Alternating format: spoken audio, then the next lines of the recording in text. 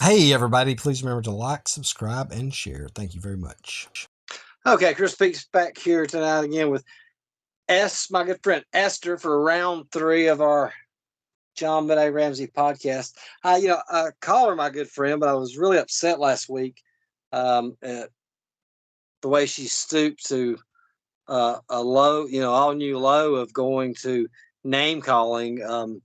But as the Socrates says, when the debate is lost, slander becomes the tool of the defeated. So that's not surprising that you had to go that route.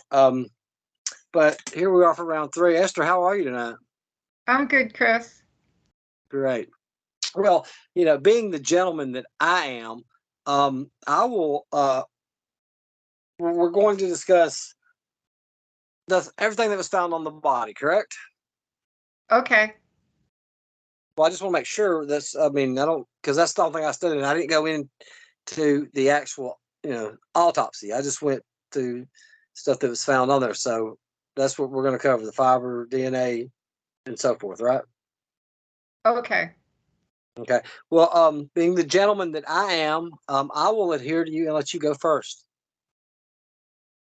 Well, what was found on the body were the mother's fibers in the ligature knot, in the knot that was wrapped around the cord that was on her child's neck.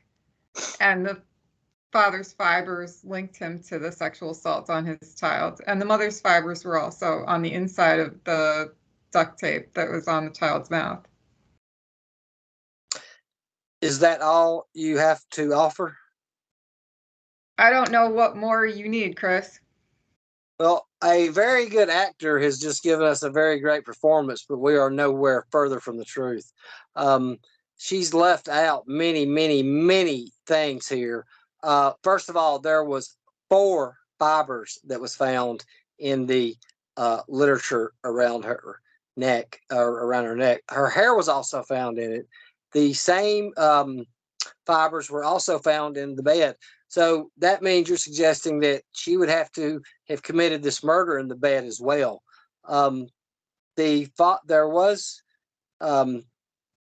John Ramsey's fibers were consistent with the fibers that was found in her panties, which could be explained by numerous reasons, as testified by FBI agents. One of them being in the washing machine and dryer. What you failed to mention was there was also beaver hair that was found in the duct tape. There was animal hair that was found in the duct tape that was unknown. There was fiber that was consistent with with rope that was found. There was also fibers that was consistent with a brown work glove, which would explain why there was no fingerprints on the duct tape that was found on her mouth. The duct tape being removed, as FBI experts explained, the transfer of fibers could have taken place right there. Again, there were only 4 fibers. When the body was taken upstairs, Patsy Ramsey threw herself over the body. The entire crime scene was contaminated. Your fiber evidence is irrelevant. You're also leaving out. There was 2 male DNA samples that was found on her that have never been identified. There was also urine and a blood spot in her panties that has never been identified. There was also a pubic hair that was found in the blanket that is yet to be identified. There was one that was found that was maternal to Patsy, but could not be tied directly to her. It was tied closest to one of John's daughters in Atlanta. The Boulder police actually went as far as conducted a test to see if it was possible for them to fly from Atlanta to Boulder and back and commit the murder. There was also I've covered the urine that was found on her. There was 2 DNA samples up under her fingernails of unknown males that have yet to be identified. There was touch DNA found inside the waistband of her undergarment that has yet to be identified. So, you Ramsey's people who accuse them of murder, you conveniently leave out all of this right here. Even the FBI experts that testified said that just because those fibers alone do not tie her or make her the murderer in this case. Patsy Ramsey's fibers are in the ligature knot, in the knot that was in the cord that was wrapped around her daughter's neck. 4 fibers was found in there. And Patsy Ramsey's fibers from her. Okay, explain away the evidence. I'm telling you that Patsy's fibers were found in the knot that was in the cord that was wrapped around her daughter's neck. Explain away the DNA evidence. There was unidentified male DNA. The sample was too small to match to any particular individual. There were 2 types of male DNA. The material had to have been handled for it to be packaged. No, this is not the touch DNA that I'm talking about. This DNA evidence, excuse me, was, hold up, because sometimes my memory fails me, so I'll have to make sure that I have stuff. Chris, the mother's paintbrush handle was in the cord that was wrapped around the little girl's neck. That's going to be part of the evidence that I want to see next week. The underpants were purchased by the mother, and only she, Patsy, would have known where to find them. They were size 12. Explain away the DNA evidence. The DNA evidence will not lie. It's a minute sample that can't be matched to any individual and could have been left there by a factory worker. It was no. This is 2 different things. This is 2 different. Where did I find the? Where if I got this at? You're ignoring 2 different things here. The touch DNA, and the other male, then the DNA that was found on her, are 2 totally different things here. Hold up. This is go back to where we were at concerning the DNA evidence. The only fibers that are connected to the clothing Patsy wore are those from her red and black jacket. It was the duct tapes from it was found on her mouth was sent to the FBI and Special Agent Douglas Diedrich at FBI and hair fiber specialist found what seemed to be red and black microscopic fiber traces on the duct tape. Those was the 4 I concede to you that is right. See, where was I don't want to read this because this is about the clothing, or we've already covered this about the clothing.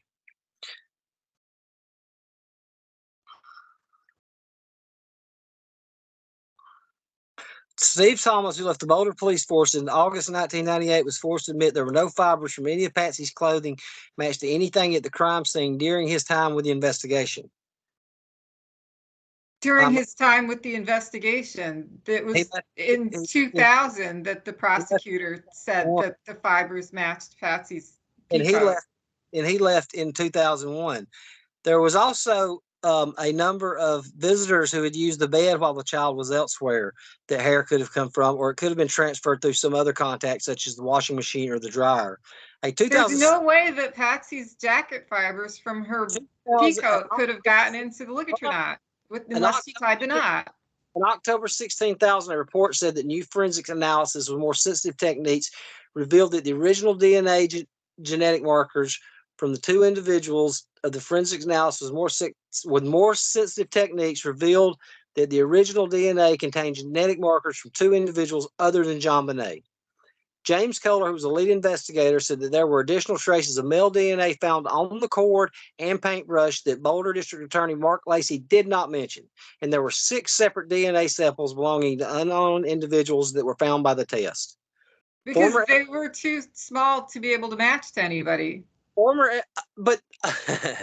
FBI profiler Candace Long believes that the DNA, having shown up identically in several different places on multiple surfaces, belongs to the killer. Candace Long did not work this case. She's a media celebrity. Were 38 registered sex offenders living within a 2-mile radius of the Ramseys' home. There were dark fibers found in JonBenet's crotch area that did not match any of the Ramsey clothing.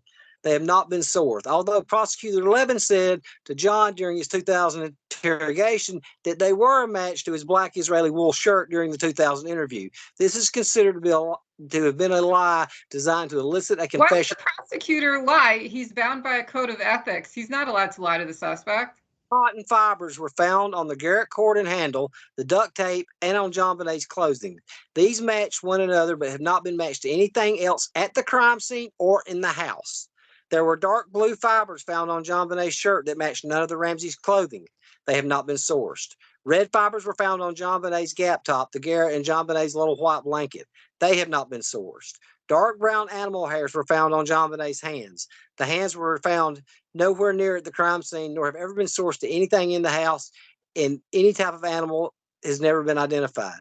Forensic pathologist Dr. Lawrence, I'm going to try to say his name, described the markers from both the long johns and the panties as being consistent and noted that the DNA does belong to an unknown male. An unidentified pubic hair was found in the blanket that was partially covering her body. A blood smear was found on JonBenet's body. New technology, touch DNA, was used to collect forensic evidence from the waistband of her long johns.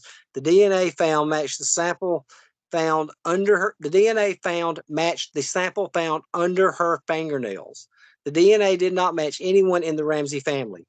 Unidentified male DNA and urine were found in JonBenet's underwear. Pathologists working with Boulder police say that JonBenet's vagina showed indications of long-term sexual abuse, according to Detective Thomas, citing a panel of pediatric experts from around the country. He doesn't name them. He writes there were no dissenting opinions among them. One expert summed it up well. Thomas writes, when he said there were injuries not consistent with sexual assault, but with a child was being physically abused, much of the recent investigation of the case revolves around the DNA profiles developed from the sample found in her underwear and the touch DNA later developed from her long john. No matches have been identified. Mark Lacey, who took over the case in 2006, she agreed with the federal prosecutor that the intruder theory was more plausible than the Ramseys killing their daughter. Lead investigators developed a DNA profile from touch DNA and from the skin cells left on her long johns. Anything you'd like to add to that? Patsy Ramsey's fibers were found in the knot that was on the ligature that was wrapped around her daughter's neck. 4 fibers were found in that. Now explain away all this DNA evidence. There were unidentified male DNA was found. It was the sample was too small to be able to match to any individual.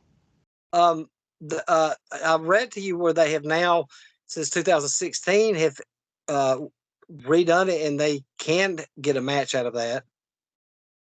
Well, DNA improved over the while. Where was that? The testifying. Let me get back up here. Some experts have said evidence does not necessarily link Patsy Ramsey to the crime because the fibers from her clothes could have at some time before the killing rubbed off on a blanket and found with the Slayton girl. The tape used by the killer could have then rubbed against the blanket, picking up the fibers from the clothes. Every bit of that is explainable away. You cannot explain away the DNA evidence. You're clearly and obviously reading stuff straight from off of pro-Ramsey websites. Oh, this is stuff how is this a pro-Ramsey website when I'm reading to you what the police have said? I'm giving you, their testimony here. This was on March 27th, 2021. This right here come from a police interview in April 1997.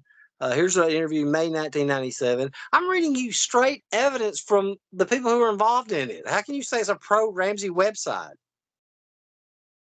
Again, back to there was a cord wrapped around JonBenet's neck. There was a knot in the cord. And whose fibers are in the knot? Patsy Ramsey's. Yes, 4 fibers were found in that knot. But I'm not denying that. But I just explained to you how that could have got there. You've still not explained away this DNA. Chris, the DNA sample is too small to be able to match to anybody. in 2016, after they re-examined it, they have a DNA. They have made 2 DNA profiles. All right, well, somebody had to handle the material to package it.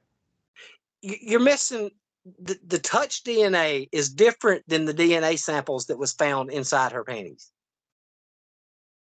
The father's fibers were found inside her underpants. Where'd the underpants even come from? I'm not talking about the touch. I'm not talking about. Well, it was 2 sizes too big for her. I don't really know, but the touch DNA. Chris, 6 sizes too big for her. You're ignoring the fact that the touch DNA and the other 2 DNA are 2 different things. You've ignored the red and black. I mean, excuse me. Also, I forgot about this right here. Some type of liquid or cleaning agent was used to wipe her vagina clean. Right, and it contained the father's fibers. And I explained to you earlier how that right there was easily explainable by a washing machine or a dryer. No, the shirt had never been laundered before, neither had the underpants. They'd been taken from straight out of the package. No, I don't believe that. Chris, it's in the police transcript of interviews with Patsy. She was asked rather detailed questions by Bruce Levin about whether or not that shirt had ever been laundered. She made it clear it absolutely hadn't been. It had been taken from straight out of the package. Both John and Patsy were asked very detailed questions about whether or not John had helped JonBenet in the bathroom that night, whether or not he dressed her, and the answer was no. I know that, but she did not. She didn't even do her laundry. Oh, so here was again. October 2016, a report said that new forensic analysis with more sensitive techniques revealed that the original DNA contained genetic markers from 2 individuals. A report said that new forensic analysis with more sensitive techniques revealed that the original DNA contained genetic markers from 2 individuals other than JonBenet. So there you have a genetic profile that was made in 2016. John Ramsey's fibers were found in his child's pubic area and in the underpants crotch of size 12 underpants that Patsy purchased. I have not disputed that at all. But you will not acknowledge the other DNA evidence in this case that points to something else. Well, the sample was too small to be able to match to anybody. I just told you in 2016 they had. You're spewing pro-Ramsey BS. I'm not. I'm spewing stuff straight from an FBI report. Well, Chris, I can't help it that you do not like the facts and you want to ignore them to make it fit your narrative. So you're suggesting that an intruder came in and took the size 12 underpants Patsy purchased from out of the package and wrapped Patsy's cord around JonBenet's neck and then used Patsy's pen and pad to write a ransom note. Explain away the brown cotton fibers found on the garret, the handle, the duct tape, and on JonBenet's clothing that matched to no one else at the crime scene. Explain the dark blue fibers that was found on JonBenet's shirt that matched to nobody that's never been sourced. Explain away the fibers that matched John's Israeli sweater that was rare and had just been taken from straight out of the package that were actually found directly linking him to the sexual assault on his daughter. And according to this, it was a flat lie that it didn't match that. But you're still ignoring all of this. Were you getting the idea that anybody lied? Let's see. Give me 1 second again, because I read this to you earlier.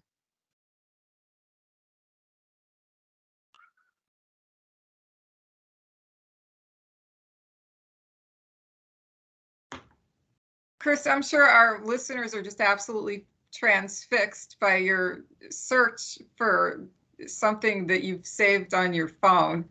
Well, I'm not going to be able to remember everything like I used to. My memory's not what it was. So, I have to go back and do my homework on stuff, which is obviously something that is lost on you coming into these. But this little girl was murdered and her mother's fibers are in the ligature knot. And the first detective to arrive on the scene was an experienced sex crimes investigator who believed the father was the killer. I love how you keep bringing up the first people on the scene when you're talking about Boulder, Colorado, when you had a crime rate of almost zero there. They had not had a murder. They had one murder there in the previous year, and you want to take those experts over the other seasoned detectives who actually had experience doing stuff. The first FBI agent who appeared on the scene believed actually that Patsy did it. Well, that believing somebody did something doesn't mean they did it. One particular police officer believes as opposed to another. Look, Patsy Ramsey's fibers were in the ligature knot. Well, I'll quote Lou Smith. I mean, he was a seasoned detective. He didn't buy it. Well, he was manipulated by the Ramseys. Oh yeah, now come on now, don't insult people's intelligence or something like that. He prayed with John Ramsey. Manipulated enough to.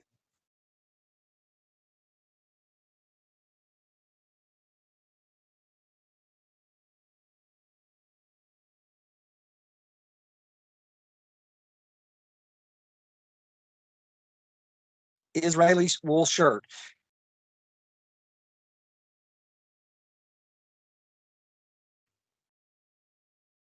I've lost the audio.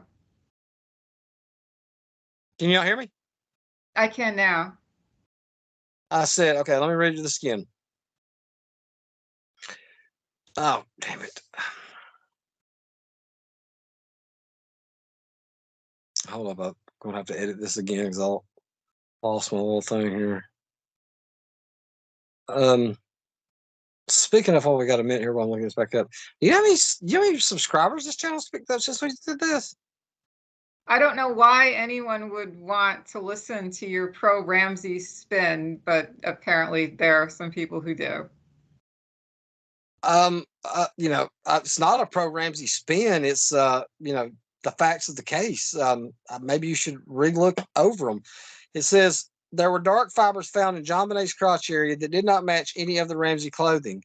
They have not been sourced, although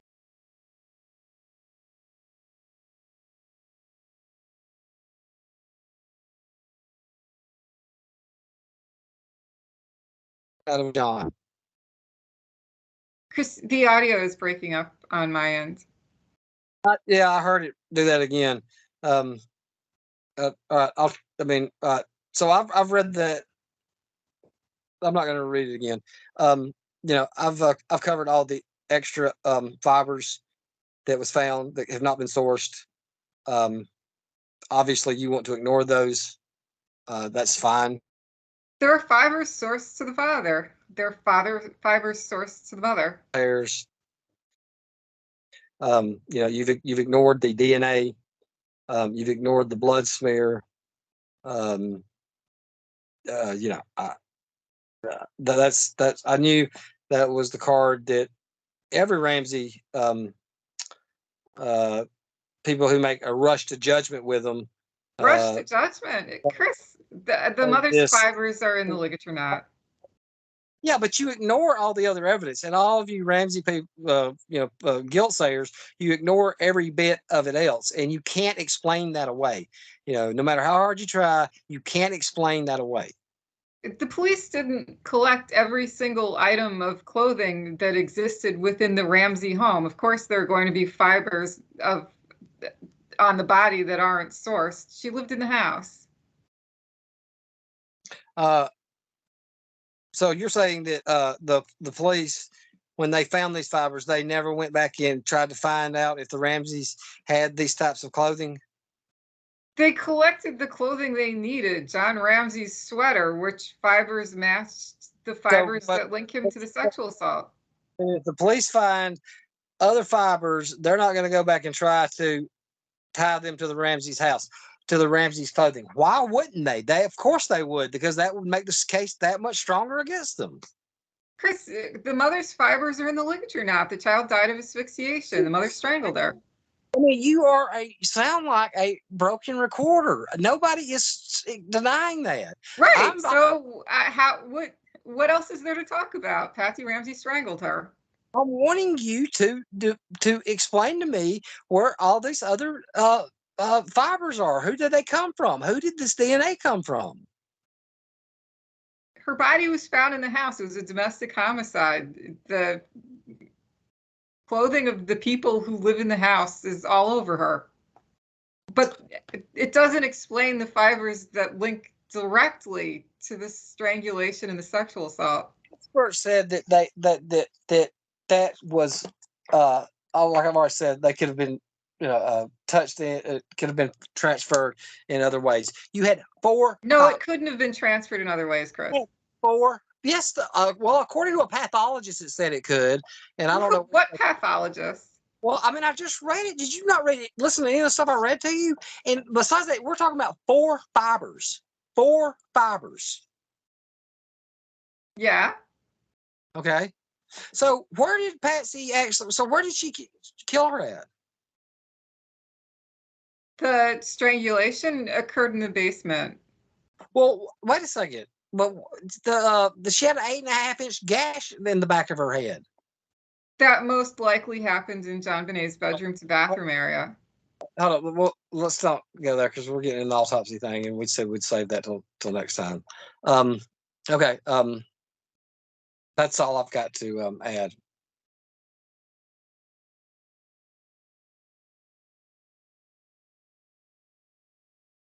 Anything you'd like to put to it?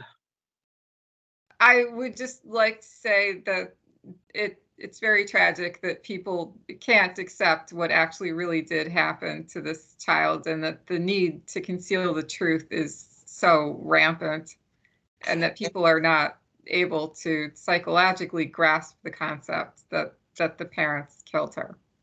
And I think it's just, I don't even know what word to use, how somebody can ignore all sorts of evidence that points in another direction, as it doesn't exist. Again, back to the mother's fibers very clearly and directly link her to the child having been strangled to death. According to some experts, no, it doesn't. I don't know who those experts are, because everybody who worked the case, with the exception of Lou Smith, who was manipulated by the Ramseys, thought that this was a fatal child abuse case. Intelligence by saying that Lou Smith, a seasoned detective, was manipulated by the Ramseys. Okay, now that's just, I mean, come on. I mean, he prayed with John Ramsey. This is a fact. You can insult our intelligence, on other things, but not this, please. I mean, you have no shame. Well, Lou Smith developed a bond with the Ramseys and lost his way. Okay, so that's real good. Yeah, Lou Smith. To make the point, he testified at the grand jury hearing, and even with Lou Smith testifying, the grand jury still came back with charges of child abuse resulting in death. I'm sure that you've heard that how easy it is for a grand jury to indict, right? Well, but they didn't want them to, because they put a defense witness up there, which is highly unusual. And even with Lou Smith taking the stand and the district attorney attempting to keep the grand jury from indicting, they came back with charges of child abuse resulting in death. Nothing. That means, I mean, indictment just means, if you'd had a strong enough case, you wouldn't even have to go before a grand jury. You just made an arrest. But that's the grand jury's thing is for another one. I don't want to get off target right there. So anyway, the next time that we chat, do you want to discuss the autopsy, or do you want to discuss the evidence from the crime scene? I think we could do both of those things. Like at one time? That would be absolutely possible. I don't know. I'm going to have a lot to cover with the evidence from the crime scene. Let me look over it. It may be possible, but I don't like. Let's just say goodbye and we'll talk off camera. Esther, it was a pleasure talking to you, and we'll be back soon. Good night, Christopher. Good night. And hold up, let me just cut this thing off here. No, why not? Damn it. Ah. Oh, my camera went off.